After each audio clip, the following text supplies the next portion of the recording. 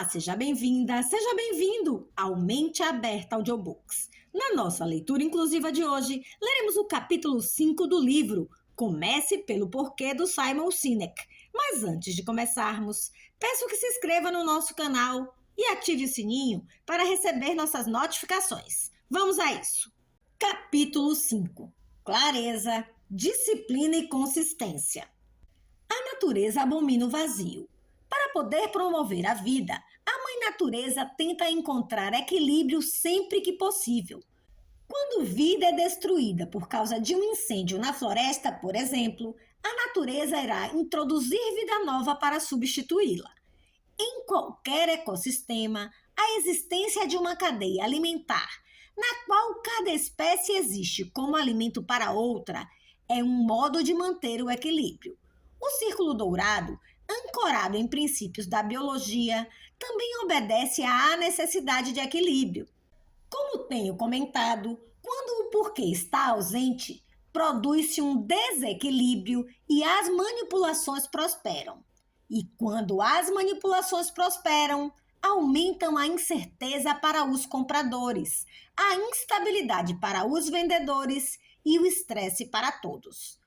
Começar pelo porquê é apenas o início. Ainda há trabalho a fazer antes de uma pessoa ou uma organização obter o direito ou a capacidade de inspirar.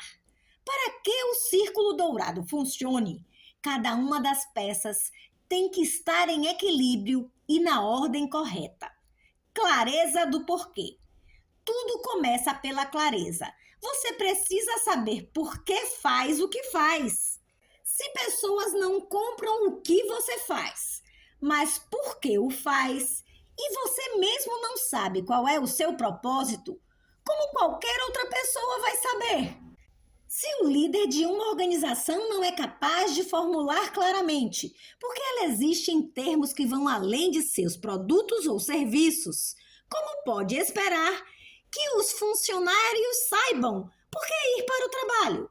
Se um político não é capaz de formular por que busca um cargo público, uma formulação que esteja além de para servir ao povo, o padrão racional mínimo para todos os políticos, então por que os eleitores deveriam saber em quem votar?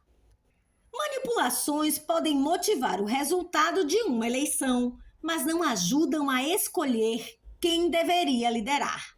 Liderar requer que haja aqueles que voluntariamente seguem o líder. Requer que haja aqueles que acreditam em algo maior do que uma única questão. A ação de inspirar começa com a clareza do porquê. Disciplina do como. Uma vez que você sabe por que você faz o que faz, a questão é como você vai fazê-lo. Os comos são os valores ou princípios que guiam como dar vida à sua causa. Como fazemos coisas manifesta-se nos sistemas e nos processos dentro de uma organização e em sua cultura. Compreender como você faz as coisas e, mais importante, ter a disciplina de manter a organização e todos os funcionários responsáveis por esses princípios diretores reforça a capacidade de uma organização de trabalhar em prol daquilo em que é naturalmente forte. Compreender o como proporciona uma habilidade maior para, por exemplo, contratar pessoas ou encontrar parceiros que vão prosperar sem dificuldade ao trabalhar com você. Ironicamente, a pergunta mais importante com a resposta mais evasiva, por que você faz o que faz? Na verdade, é bem simples e eficiente de se descobrir. Eu vou compartilhar isso nos últimos capítulos. É a disciplina de nunca se desviar de sua causa, manter-se responsável por como você faz as coisas. Esta é a parte mais difícil. Para tornar ainda mais difícil, lembramos a nós mesmos de nossos valores, escrevendo-os na parede como substantivos: integridade, honestidade, inovação, comunicação, por exemplo. Mas os substantivos não são ações, são coisas. Não se pode construir sistemas ou desenvolver incentivos em torno deles. É quase impossível fazer as pessoas serem responsáveis por substantivos. Bob, um pouco mais de inovação hoje, por favor. E se você tiver que escrever honestidade na parede para se lembrar dela, provavelmente terá problemas maiores de qualquer maneira. Para que valores ou princípios orientadores sejam de fato eficazes, devem ser verbos. Não é integridade, é fazer sempre a coisa certa. Não é inovação, é olhar o problema de um ângulo diferente. A formulação de nossos valores como verbos nos dá uma ideia clara de como agir em qualquer situação. Podemos considerar cada um responsável por nossos valores, avaliá-los ou mesmo construir incentivos em torno deles. Dizer às pessoas que tenham integridade não assegura que tomarão decisões sempre com os interesses de consumidores ou clientes em mente. Dizer a eles que façam sempre a coisa certa, sim. Eu me pergunto quais foram os valores que a Samsung escreveu na parede quando inventou que o retorno em dinheiro não era aplicável a pessoas que moravam em prédios. O Círculo Dourado oferece uma explicação para o sucesso no longo prazo, mas a natureza inerente de fazer as coisas de longo prazo frequentemente inclui investimentos ou custos de curto prazo. É por isso que a disciplina de se manter focado no porquê e fiel a seus valores é tão importante. A consistência de o quê? Tudo o que você diz e faz tem que provar aquilo em que acredita. Um porquê é apenas uma crença. Os comos são as ações que você empreende para realizar essa crença. E os o quês são o resultado dessas ações. Tudo o que você diz e faz.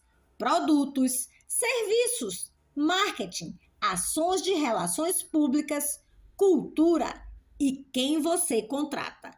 Se as pessoas compram não o que você faz, mas por que você o faz, então todas essas coisas devem ser consistentes. Com consistência, as pessoas verão e ouvirão sem sombra de dúvida aquilo em que você acredita. Afinal, vivemos em um mundo tangível. A única maneira de as pessoas saberem no que você acredita é por meio das coisas que você diz e faz.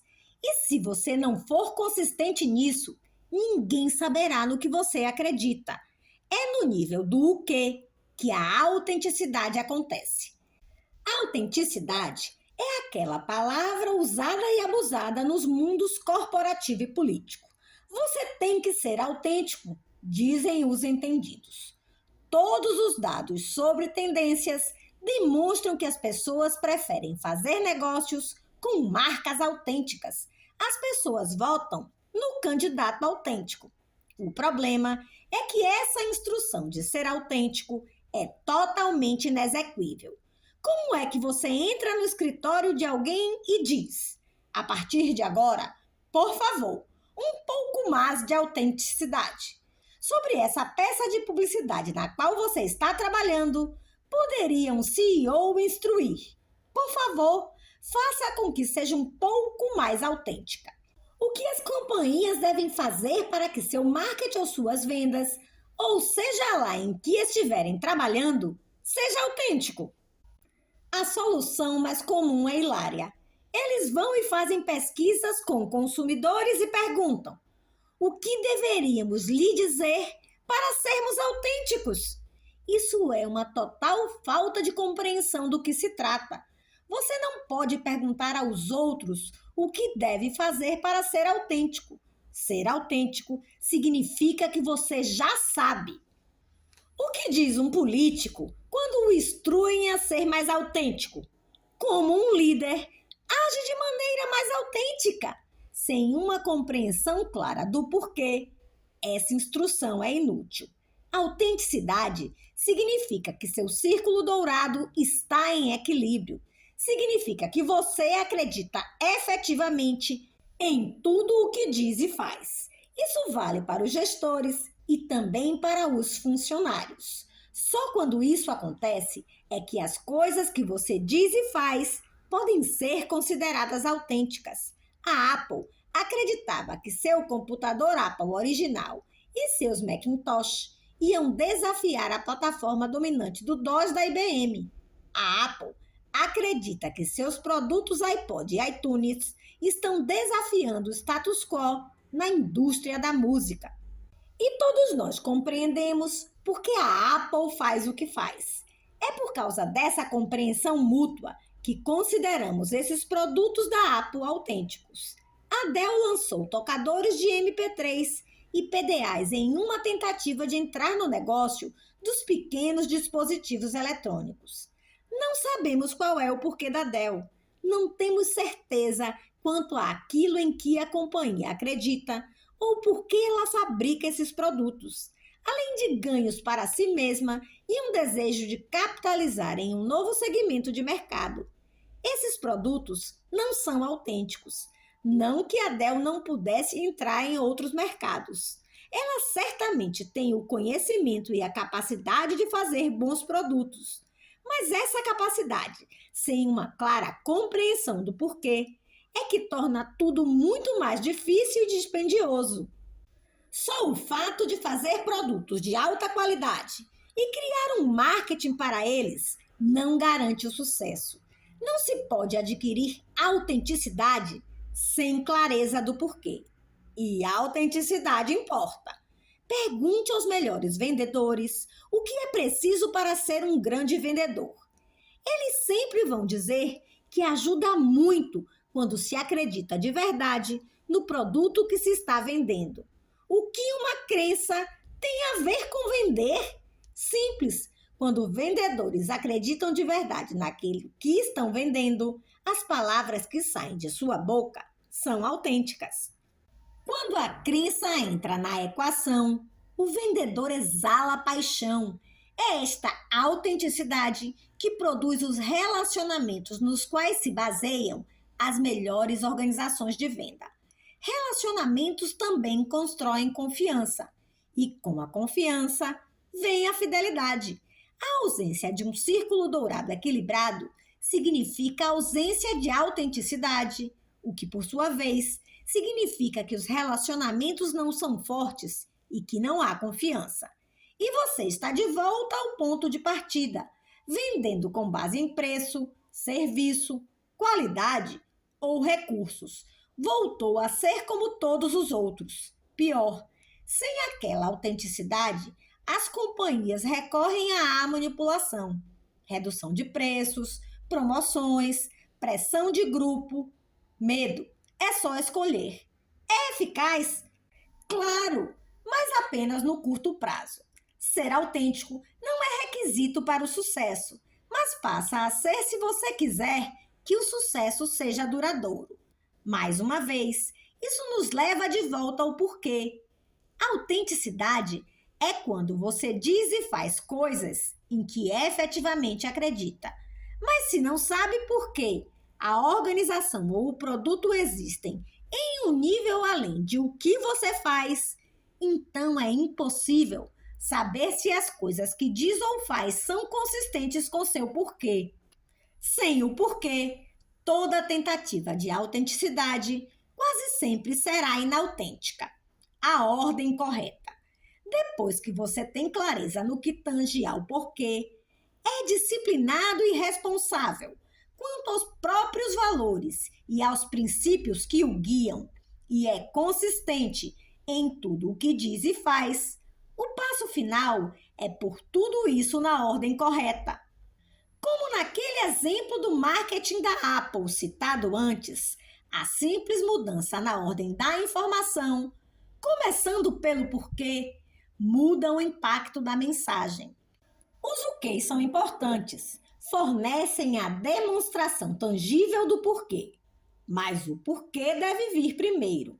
O porquê fornece o contexto para tudo o mais.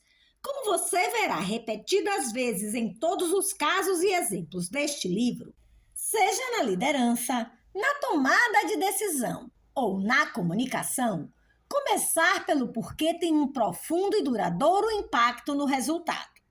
Começar pelo porquê inspira as pessoas a agir. Se você não sabe porquê, não é capaz de saber como. Rollin King, um homem de negócios da cidade americana de San Antônio, teve a ideia de pegar o que a Pacific Southwest estava fazendo na Califórnia e levar para o Texas. Fundar uma companhia aérea de voos de curta distância entre Dallas, Houston e San Antônio. Fazia pouco tempo que ele havia passado por um longo e complicado divórcio e decidiu então procurar o homem no qual confiava para ajudá-lo a tirar a ideia do papel. Seu advogado no divórcio, Reb Kelleher. King e Kelleher eram diferentes em quase tudo. King, um homem de exatas, era notoriamente rude e desajeitado, ao passo que Kelleher era sociável e afável. No início, Kelleher disse que a ideia de King era tola, mas ao final da noite havia sido inspirado por sua visão e concordou em embarcar no projeto. Levaria 4 anos, porém, para a Southwest Airlines realizar seu primeiro voo de Dallas a Houston. A Southwest não inventou o conceito de voos de baixo custo.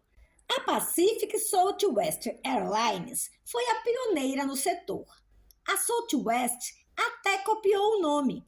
A Southwest também não chegou primeiro na região, pois a Braniff International Airways, a Texas International Airlines e a Continental Airlines já operavam no mercado do Texas e nenhuma delas estava disposta a abrir mão de qualquer território.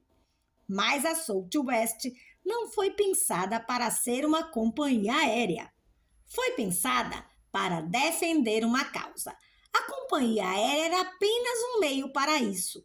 No início da década de 1970, apenas 15% das pessoas viajavam pelo ar. Nessa proporção, o mercado era pequeno o bastante para afugentar a maioria dos possíveis concorrentes das grandes linhas aéreas. Só que a Southwest não estava interessada em competir com ninguém por 15% da população de viajantes. Estava interessada nos outros 85%. Naquela época, se você perguntasse à Southwest com quem competia, eles teriam dito: competimos com o carro e o ônibus. Mas o que queriam dizer era: somos o paladino do cidadão comum. Isso era o porquê de terem criado a companhia. Essa era a causa, o propósito, a razão de existir. Como procederam para construir sua empresa não foi uma estratégia desenvolvida por uma consultoria de gerenciamento cara. Não foi uma coleção das melhores práticas adotadas por outras companhias. Os princípios e os valores que os guiavam provinham diretamente de seu porquê e eram mais uma questão de bom senso do que qualquer outra coisa. Na década de 1970, uma viagem aérea era cara. E se a Southwest quisesse ser o paladino do cidadão comum, teria que cobrar barato. Isso era imperativo. E em um momento em que a viagem aérea era elitista, as pessoas usavam roupas sociais para viajar de avião. Como o paladino do homem comum, a Southwest tinha que ser divertida. Isso também era imperativo. Em uma época em que a viagem aérea era complicada, com preços diferenciados dependendo de quando você a reservasse, a Southwest tinha que ser simples. Se ela queria ser acessível aos outros 85%, a simplicidade era outro imperativo. Na época, a Southwest tinha 2 categorias de preço: noturno/fim de semana e diurno. E só. Barato, divertido e simples. Foi como eles fizeram. Esse foi o caminho para serem o paladino do cidadão comum. O resultado de suas ações foi tornado tangível nas coisas que diziam e faziam. Seu produto, as pessoas que contratavam, sua cultura e seu marketing. Agora você está livre para se movimentar pelo país, dizia a publicidade. Isso é muito mais que um mote ou um teaser. É uma causa. E é uma causa em busca de seguidores. Aqueles que podiam se relacionar com a Southwest, os que se consideravam cidadãos comuns, tinham agora uma alternativa para as grandes companhias aéreas. E os que acreditaram no que a Southwest acreditava demonstravam uma fidelidade ferrenha a ela. Achavam que a Southwest falava diretamente com eles e por eles. Mais importante, sentiam que voar pela empresa dizia algo sobre quem eram. A fidelidade que desenvolveu em seus clientes não tinha nada a ver com preço. O preço era apenas um dos caminhos pelos quais ela deu vida à sua causa. Howard Putnam, um dos ex-presidentes da Southwest, gosta de contar uma história sobre um executivo sênior de uma grande empresa que o abordou depois de um evento. O executivo disse que sempre voava com uma das grandes companhias aéreas quando viajava a negócios, por exigência de seu empregador.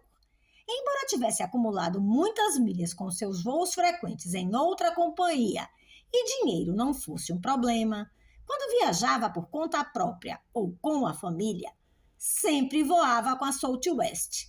Ele adora a Southwest, diz Putnam com um sorriso, quando conta a história. O fato de ser mais barata não significa que só atrai quem tem menos dinheiro. Isso é só uma das coisas entre as que a companhia faz que ajuda a compreender no que ela acredita. O que a Southwest conseguiu é lendário no mundo dos negócios. Como resultado do porquê de eles fazerem o que fazem e por serem muito disciplinados em como o fazem, ela é a companhia aérea mais lucrativa da história. Nunca houve um ano no qual não tivesse lucro, inclusive durante as crises do petróleo da década de 1970 e início de 2000 e após o 11 de setembro. Tudo o que a Southwest diz e faz é autêntico. Tudo o que diz respeito a ela reflete a causa original que King e Kelleher se dispuseram a defender décadas antes. Vamos avançar cerca de 30 anos. A United Airlines e a Delta Airlines viram o sucesso da Southwest e decidiram que precisavam de um produto barato para competir nesse mercado e participar do mesmo sucesso. Precisamos ter um produto assim, pensaram. Em abril de 2003, a Delta lançou sua alternativa de baixo custo, Song. Menos de um ano depois, a United lançou o TED. Em ambos os casos, copiaram o como da Southwest. Garantiram que Song e TED fossem baratas, divertidas e simples. E para quem voou alguma vez com TED ou Song, elas eram mesmo baratas, divertidas e simples. Mas as duas fracassaram.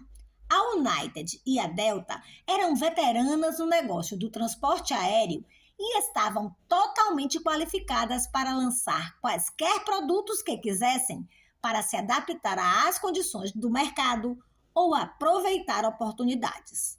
O problema não estava em o que fizeram. O problema foi que ninguém sabia por que Song ou TED existiam.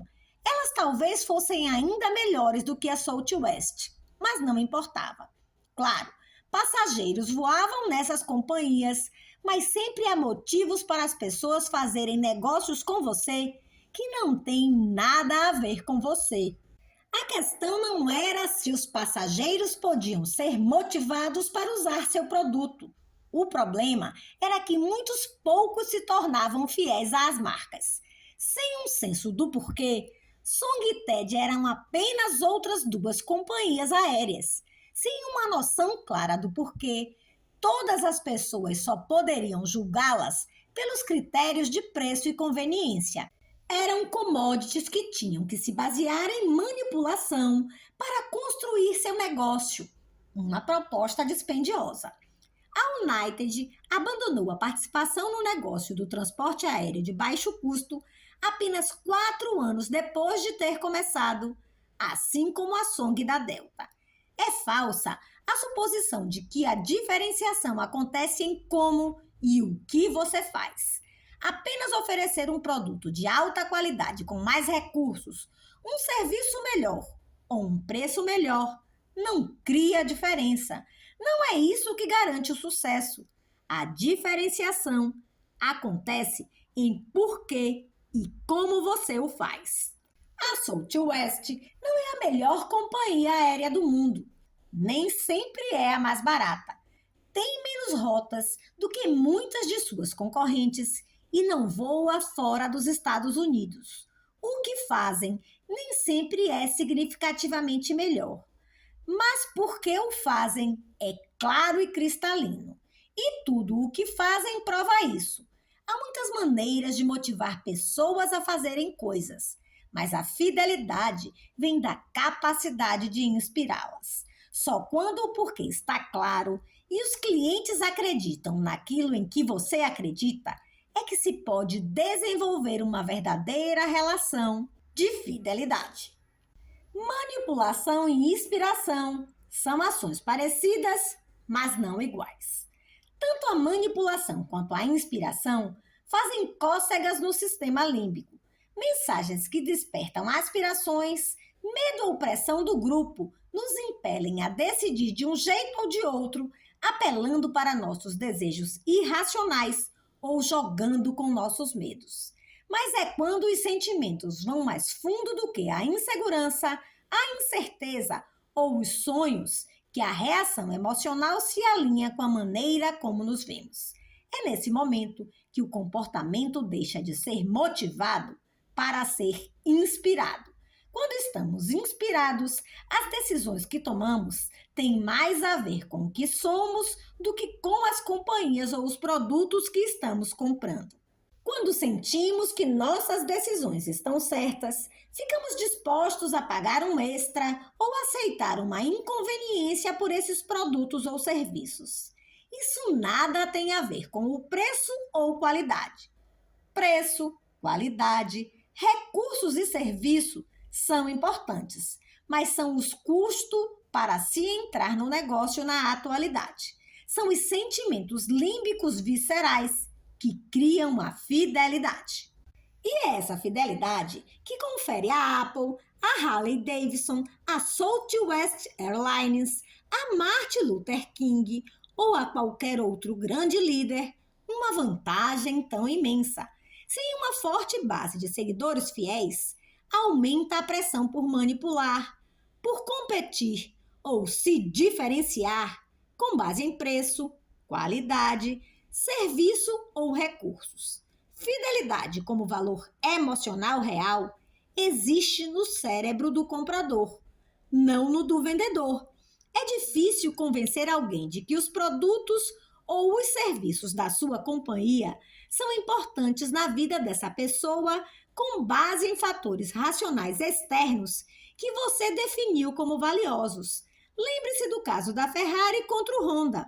No entanto, se os porquês do vendedor e o porquê do comprador coincidirem, o cliente verá os produtos e serviços como maneiras tangíveis de demonstrar algo no qual ele acredita. Quando o porquê, o como e o que estão equilibrados, chega-se à autenticidade e o comprador se sente realizado. Quando estão em desequilíbrio, o que existe é estresse e incerteza. E nesse cenário, as decisões também serão desequilibradas. Sem um porquê, o comprador é facilmente motivado por aspiração ou medo. A essa altura, é o comprador quem corre o maior risco de acabar sendo inautêntico. Se comprar algo que não incorpora claramente seu próprio senso do porquê, haverá pouca evidência para que os outros tracem um retrato claro e preciso de quem ele é. O ser humano é um animal social. Somos muito bons em perceber sutilezas em comportamentos e julgar pessoas de acordo com isso. Nutrimos bons e maus sentimentos em relação a companhias, assim como nutrimos bons e maus sentimentos em relação a pessoas. Há certas pessoas nas quais sentimos que podemos confiar e outras em que não. Esses sentimentos também se manifestam quando organizações tentam nos cortejar. Nossa capacidade para sentir desta ou de outra maneira em relação a uma pessoa é a mesma em relação a uma organização. Só muda quem está falando, quem ouve. Nós não muda. Mesmo quando uma companhia transmite sua mensagem pela TV, por exemplo, não importa quantas pessoas estão vendo o comercial. Cada um vai receber a mensagem individualmente. Este é o valor do Círculo Dourado. Ele oferece um meio de se comunicar consistente com o modo como indivíduos recebem informação. Por este motivo, uma organização tem que ser clara quanto a seu propósito, sua causa ou sua crença, e se assegurar de que tudo o que diz e faz é consistente e autêntico. Se os níveis do Círculo Dourado estiverem em equilíbrio, todos aqueles que compartilham a visão de mundo da organização serão atraídos para ela e para seus produtos como uma mariposa para uma lâmpada. Fazer negócio é como namorar. Eu gostaria de apresentar a você nosso amigo imaginário Brad. Brad vai sair hoje à noite. É um primeiro encontro e ele está bem animado. Ele acha a mulher que está prestes a encontrar muito bonita e que tem uma boa chance de um namoro dar certo. Brad se senta à mesa no jantar e começa a falar. Sou muito rico, tenho uma casa grande e dirijo um carrão. Conheço muita gente famosa. Estou o tempo todo na TV, o que é ótimo, porque é divertido. Eu realmente sou um cara de muito sucesso. A pergunta é, será que Brad vai conseguir marcar um segundo encontro? A maneira como nos comunicamos e nos comportamos é uma questão de biologia. Isso quer dizer que podemos fazer comparações entre coisas que fazemos em nossa vida social e coisas que fazemos em nossa vida profissional. Afinal, pessoas são pessoas. Para aprender como aplicar o porquê a uma situação de negócios, basta olhar o modo como agimos em um encontro. Porque, na verdade, não há diferença entre vendas e um encontro romântico. Nas duas circunstâncias, você está sentado à mesa diante de alguém e espera dizer coisas certas para fechar um acordo. Claro, você sempre poderá optar por uma ou duas manipulações. Um jantar elegante, menções ocasionais às entradas que você tem para um determinado evento ou às pessoas que conhece. Dependendo de quanto quer fechar o acordo, seria capaz de dizer o que a pessoa quer ouvir. Prometa ao mundo e serão grandes as chances de sucesso. Uma vez, talvez duas. Com o tempo, porém, manter esse relacionamento vai custar cada vez mais. Não importa quais manipulações você escolha, esse não é o caminho para construir uma relação de confiança. No caso de Brad, é claro que o encontro não deu certo. Não são boas as probabilidades de ele ter um segundo encontro e certamente ele não se saiu bem na apresentação dos fundamentos para a construção de um bom relacionamento. Por pura ironia, o interesse inicial da mulher pode ter sido por causa daqueles elementos. Ela concordou em ir ao encontro porque seus amigos lhe disseram que Brad era bonito, tinha um bom emprego e conhecia muita gente famosa. Mesmo que todas essas coisas fossem verdade, os uquês não propiciam tomadas de decisão. Os uquês deveriam ser usados como demonstração do porquê, e o encontro foi um fracasso completo. Vamos marcar outro encontro para Brad, mas desta vez ele vai começar com o porquê. Sabe o que eu adoro na minha vida? É como ele começa desta vez. Procuro me levantar todo dia para fazer alguma coisa que amo. Tento inspirar pessoas para que elas realizem as coisas que as inspiram. É a coisa mais maravilhosa do mundo.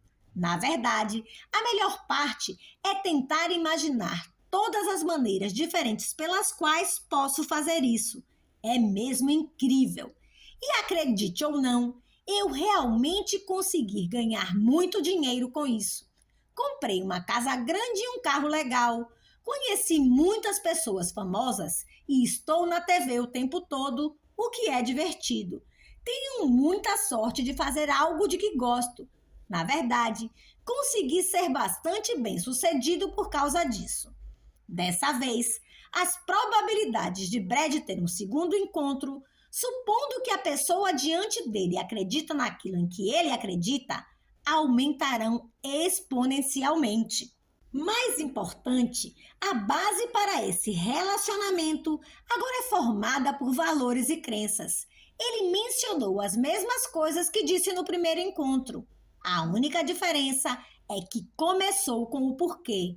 E todos os quês, os benefícios tangíveis, servem como uma prova daquele porquê. Considere agora como a maior parte das companhias faz negócio. Alguém se senta à mesa diante de você, tendo ouvido dizer que você representa um bom cliente em potencial e começa a falar. Nossa empresa é muito bem sucedida. Temos ótimas instalações. Você deveria passar lá um dia para conhecer. Fazemos negócios com todas as grandes companhias e marcas. Estou certo de que você viu nossa propaganda. Estamos realmente nos saindo muito bem. Nos negócios, como em um encontro ruim, muitas companhias trabalham duro para provar seu valor sem dizer por que elas existem para começo de conversa. No entanto, você tem que fazer mais do que exibir seu currículo para que alguém o ache atraente. Só que é exatamente isso que as empresas fazem. Elas lhes fornecem uma longa lista de sua experiência, o que fizeram, quem conhecem, imaginando que você as achará tão desejáveis que abandonaria tudo para fazer negócio com elas. Pessoas são pessoas e a biologia da tomada de decisão é a mesma, quer se trate de uma decisão pessoal ou de negócios. Está claro que no cenário de um encontro foi um encontro ruim. Então, por que poderíamos esperar que fosse diferente no cenário dos negócios? Como em um encontro é imensamente difícil começar a construir um relacionamento baseado em confiança com um cliente ou consumidor em potencial, tentando convencê-lo de todos os recursos e benefícios racionais. Essas coisas são importantes, mas servem apenas para dar credibilidade ao discurso de venda e permitir que os compradores racionalizem sua decisão de compra. Como em todas as decisões, as pessoas não compram o que você faz. Elas compram porque você o faz. Mas a menos que você comece pelo porquê, tudo o que as pessoas têm para considerar são os benefícios racionais. E as probabilidades são de que você não terá um segundo encontro. Eis a alternativa. Sabe o que eu adoro em nossa empresa? Cada um de nós vem trabalhar todo dia para fazer algo de que gosta.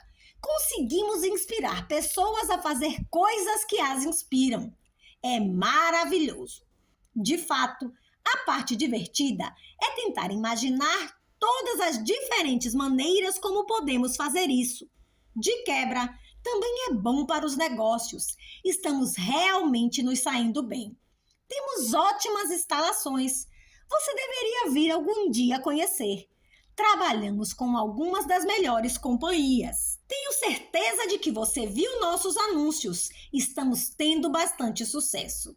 Agora, quanta certeza você tem de que a segunda conversa foi a melhor do que a primeira? 3 graus de certeza. Quando podemos oferecer apenas uma base racional para uma decisão e só podemos apontar elementos tangíveis ou avaliações racionais, o mais alto nível de confiança que somos capazes de dar é: eu acho que esta é a decisão certa. Isso seria biologicamente exato, porque estamos ativando o neocórtex, a parte pensante de nosso cérebro. Em nível neocortical, somos capazes de verbalizar nossos pensamentos. É isso que acontece quando passamos o tempo todo filtrando os prós e os contras, ouvindo quais são as diferenças entre modelos de TVs de tela plana, entre Dell e HP. Quando tomamos decisões intuitivas, o mais alto nível de confiança que podemos oferecer é eu sinto que é a decisão certa, mesmo que não corresponda a todos os fatos e números. De novo, isso é biologicamente exato, porque decisões intuitivas ocorrem na parte do cérebro que controla nossas emoções, não a linguagem. Pergunte aos mais bem-sucedidos empreendedores e líderes qual é o segredo e eles darão a mesma resposta. Eu confio na minha intuição.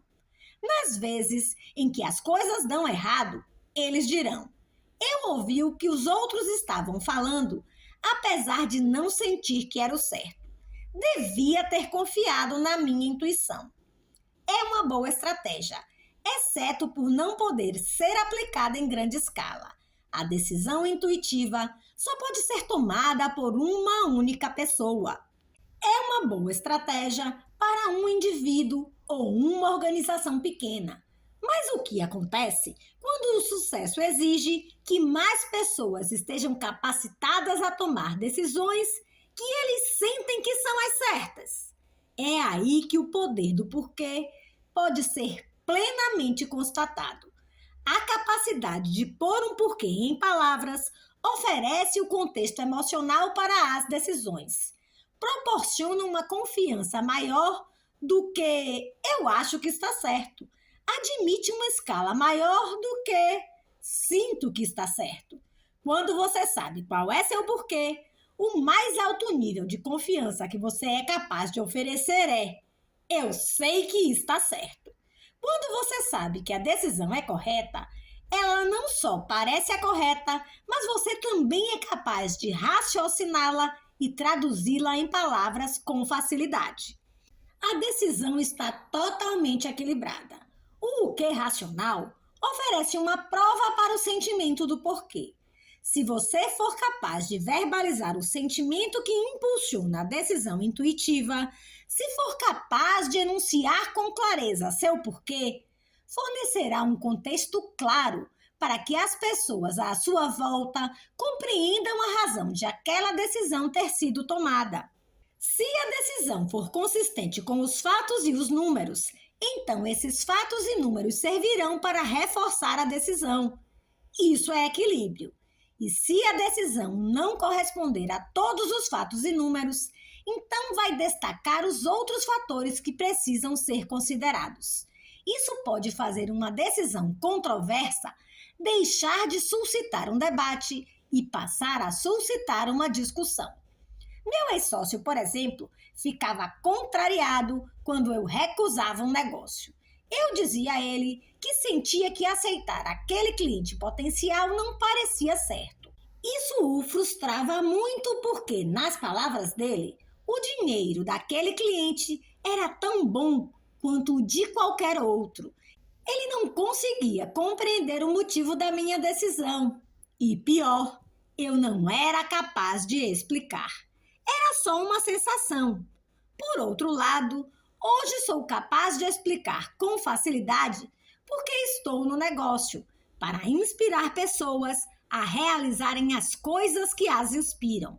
Se eu tivesse que tomar a mesma decisão agora, pelo mesmo motivo intuitivo, não haveria debate, porque estaria claro para todos por que a decisão foi tomada.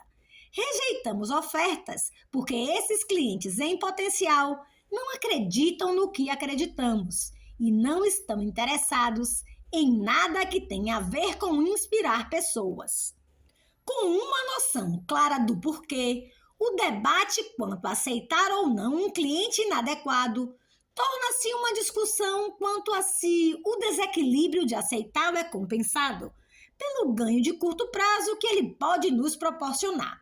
O objetivo de uma empresa não deveria ser fazer negócio com qualquer um que simplesmente quer aquilo que você tem a oferecer.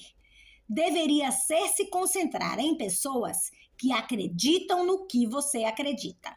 Quando somos seletivos quanto a fazer negócio apenas com quem acredita em nosso porquê, surge a confiança.